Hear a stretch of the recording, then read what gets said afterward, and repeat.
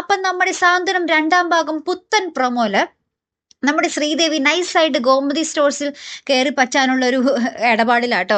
കാരണം എന്ന് വെച്ചാൽ ഇവർക്ക് ഫുഡ് കൊണ്ടുവന്നതിന് ശേഷം നമ്മുടെ ശ്രീദേവി കുറച്ചു നേരം കടയിലിരിക്കുക.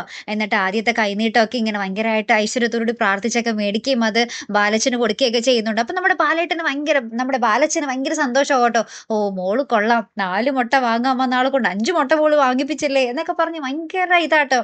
അപ്പുറത്താണെങ്കിൽ നമ്മുടെ മീനാക്ഷി ജോലി സ്ഥലത്ത് നമ്മുടെ ആകാശ് എവിടേക്കോ പുറത്താണ്. അപ്പോൾ നമ്മുടെ ആകാശ് ഇങ്ങനെ മീനാക്ഷിയെ വിളിച്ച് പറയുന്നുണ്ട്, നീ എത്രയും കുറച്ച് മുമ്പെങ്കിലും ഞാൻ എത്തി റെഡി ആയിട്ടിരിക്കുക, എന്നിട്ട് നമുക്ക് അവിടെ ഇവിടെയൊക്കെ കറങ്ങാൻ പോകണ്ടേ എന്നൊക്കെ പറഞ്ഞ് അവരുടെ കാര്യമായിട്ട് ഇങ്ങനെ അടിപൊളിയായിട്ട് പോകുക കേട്ടോ.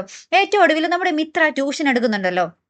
അപ്പൊ ഇത് നമ്മുടെ കൃഷ്ണമംഗലത്തുകാർക്ക് അത്ര ദഹിക്കുന്നില്ല. കൃഷ്ണമംഗലംകാർ ഇങ്ങനെ പറയുന്നുണ്ട്, മിത്രയുടെ ചെറിയച്ഛൻ പറയുന്നുണ്ട്, അവളെങ്ങാനും അതൊരു സ്ഥാപനമായിട്ട് വളർത്താനാണെങ്കിലേ ഇത് ബാലനും കൂടി അറിഞ്ഞിട്ടാണെങ്കിൽ ഞാനിത് ഒരിക്കലും വെച്ച് പൊറപ്പിക്കില്ല, നീ കാണാൻ പോകുന്നുള്ളൂ എന്നൊക്കെ പറഞ്ഞ് നമ്മുടെ കൃഷ്ണമംഗലത്ത് നമ്മുടെ മിത്രയുടെ ചെറിയച്ഛൻ കുറച്ച് കോലാഹലങ്ങളൊക്കെ ഒപ്പിക്കുന്നുണ്ട്. ഇപ്പുറത്താണെങ്കിലും നമ്മുടെ മിത്ര നമ്മുടെ ശ്രീദേവിയെ പിടിച്ചുകൊണ്ട് നിർത്തുക നമ്മുടെ പിള്ളേരുടെ അരികിൽ ട്യൂഷൻ എടുക്കാൻ വേണ്ടി. ആ പിള്ളേരുടെ ഒരു അവസ്ഥ എന്തായിരിക്കും എന്തോ കണ്ടു തന്നെ അറിയാം.